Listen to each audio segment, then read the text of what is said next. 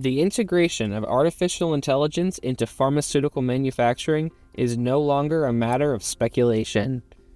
Regulatory submissions containing AI and machine learning components are skyrocketing, and that growth will only increase over time. The tools are here. The pressure to deploy them is real.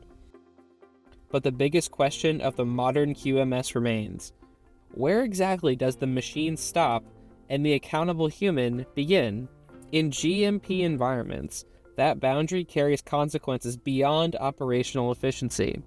It determines the integrity of the batch record, the defensibility of the deviation report, and ultimately, the safety of the patient who receives the product.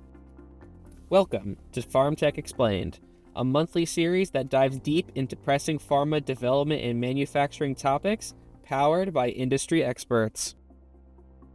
To understand where AI is already demonstrating meaningful value, one need look no further than the documentation workflows that define day-to-day GMP operations. The biggest use case that we saw very early on, and this was echoed throughout every single presentation I've seen in the past year and a half, which has been deviations. And it makes sense because, reasonably speaking, if you can fill out a form, you can turn that into an AI fillable form. Right. Anything where you have basically form filling, you can kind of enhance with generative AI. It is such a practical application, and it usually ends up saving an amount of time too. The implications extend well beyond just time saving. When qualified professionals are relieved of administrative burden, their attention is redirected toward the analytical and judgment-intensive work that no algorithm can perform. Investigation, root cause analysis, and risk-based decision-making. The benefits of this technology have been well documented, but the big question of accountability of the AI outputs still remains. The AI is a tool, the same way a pH meter is a tool. And you don't put, a pH meter's name on a batch record. You put the name of the person who reviewed that data and signed off. So what's different though with AI is the documentation requirement. You're not just capturing, the decision, you're capturing the version of the model that produced the recommendation. And the input data it receives, the output it generated, and what the reviewer verified independently prior to acceptance. And then the last part is where most companies are struggling and are going to continue to struggle, because reviewing AI recommendations is far different than reading a number off a printout.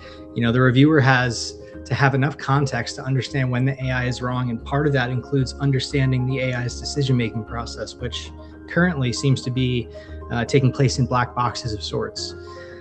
Recently, I believe the first 483 was issued through a cosmetics company. I'm not going to name them personally, but it was regarding the use of AI. And this is a perfect example of how this goes wrong. The owner had informed the FDA that she was not aware process validation was required because the AI never had informed them. So the FDA cited that as a violation of 21 CFR 211.22c. And the regulatory message is clean. You can't delegate quality unit responsibility to a tool. As simple as that. The AI doesn't get cited, the human does. The more systemic risk to GMP integrity, however, may not arise from a single compliance failure. It emerges gradually. The line gets crossed when AI's recommendation is implemented without an authorized human reviewing and accepting. For that specific instance, 3 words matter: that specific instance. And where it gets dangerous is the slow drift into, autonomy that nobody really notices, because it's working well, it's providing good output, but over time it begins to shift. And this AI gets deployed for decision support. The operators verify its output for the first few months, and then because it's reliable 95% of the time on a low end, they stop verifying.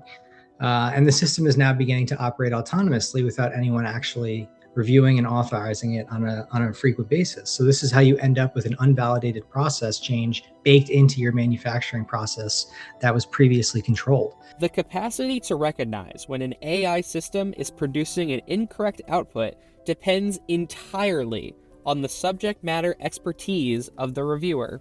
An AI system may generate a statistically coherent output that nonetheless violates established process science. Without a qualified professional who understands the domain deeply enough to detect that contradiction, the error propagates unchallenged. which raises a structural question most quality organizations have not yet confronted directly. What does a quality function capable of governing AI actually require? The expertise required to evaluate AI outputs critically, to distinguish a valid recommendation from a plausible-sounding error, did not exist as a defined pharmaceutical competency 5 years ago. Brian Drapeau describes 4 pharma industry roles that should now be considered essential. AI literate quality reviewers who understand, what a confidence score means and what a hallucinated output looks like. And they don't need to be data scientists, but they need to be trained enough to question the AI critically. And a dedicated AI validation lead who owns that framework for qualification, monitoring, retraining, and then decommissioning if necessary. Next, I would say a computational pharmaceutical scientist that is capable of evaluating whether this AI generated, recommendation actually makes sense scientifically. And then the last is going to be an IT and cybersecurity liaison embedded in quality, because AI systems have vulnerabilities that traditional quality oversight doesn't address. Artificial intelligence offers pharmaceutical manufacturers genuine and measurable value in documentation efficiency, process surveillance, quality prediction, and operational continuity. These are not theoretical benefits. They are operational realities at leading organizations today. What has not changed is the structure of professional accountability in GMP environments. The qualified person certifies the batch. The qualified professional closes the deviation. The human makes the risk decision. And when an AI system generates an erroneous output, as all systems at some frequency will, it is the domain expert who must identify and correct it. The organizations that will navigate the next decade of AI integration most successfully are those that invest in the human capability with the same seriousness they apply to the technology itself.